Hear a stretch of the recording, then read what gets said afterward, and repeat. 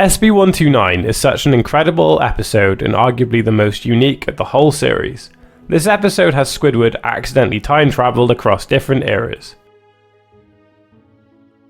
So, in a desperate attempt to get away from Spongebob and Patrick, Squidward escapes to the Krusty Krab. I don't really feel like Squidward should have had to do this.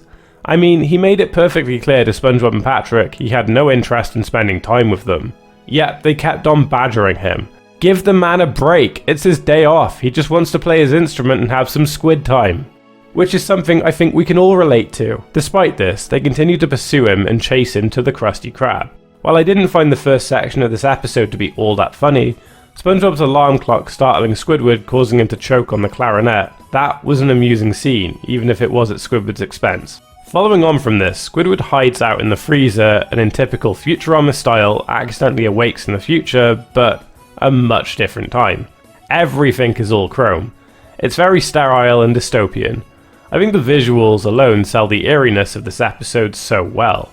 I mean, there's a dude who immediately spray paints a newly formed flower as quickly as he can match the rest of the chrome on display.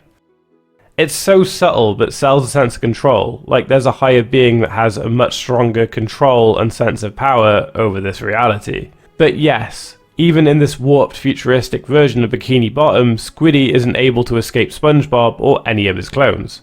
Did I say SpongeBob? I meant his ancestor, Spongetron, along with his bestie, Paton, where their solution to everything is the necessity to go jellyfishing, much like their ancestors before them. I do like that jellyfishing seems to be the clutch throughout. No matter what Squidward does, he cannot escape this slightly pointless sport. Squidward ultimately decides he can't cope being there and looks for an escape. I understand, I find any new situation to be overwhelming too. I can't even imagine what it must be like for the cephalopod. Eventually, he finds his escape and gets sliced around in a circular motion. Wait, hold on, not the time machine, that's the can opener. He travels again, but this time to the prehistoric era. I love the visuals in the background and the designs of the creatures. The devolved jellyfish are my favourites, I think. Squidward finally believes he has made some peace away from his life, SpongeBob and Patrick, and is able to play his instrument. Well, until the badly played clarinet disturbs the cave-dwelling sponge and the cave-dwelling star, who are technically their own creations and are different from SpongeGar and Patgar, who we will meet in a future installment of the series. Like I said before, this episode isn't rich with jokes, but the cave starfish breathing in Squidward's face is so awkward but equally funny. Like, in conception, it's atrocious, but it's the slow build and Squidward's reaction that gets me. These two cavemen dudes are scared of jellyfish. They're primitive, but have enough instinct to know they will hurt you.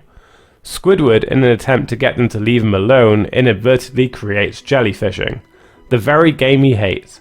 It is really a fun full circle moment in this episode. Once again, his clarinet playing upsets these two, so he legs it for the time machine once again. By now, he is noticeably upset, which would make sense, he's lost in time and so alone. He ends up once again alone in the never space, purgatory, or the space in between time and space, whatever you want to call it. This existing within the SpongeBob universe is surprisingly nuanced and deep. This really is the core of this episode. It's Squidward having an existential crisis. He knows he's alone, he knows what his life is, and it gives him the chance to compartmentalize everything. Yes, it's overwhelming and he really struggles to cope, but that is the point. The simple act of teaching cave-dwelling sponge to jellyfish visualizes the importance of SpongeBob and the impact he makes on his life. He's always helping SpongeBob, even if he doesn't always necessarily realize it. Eventually, he is able to break through literally and metaphorically to ignite the time machine. He realizes what value his life really has and how much he appreciates all the people in it. He reunites with SpongeBob and happily accepts his life. I mean, the final dialogue is just so perfect in this one too. Does this mean you want to go jellyfishing? No! Oh, who's the barnacle head who invented that game anyway? You are, Squidward!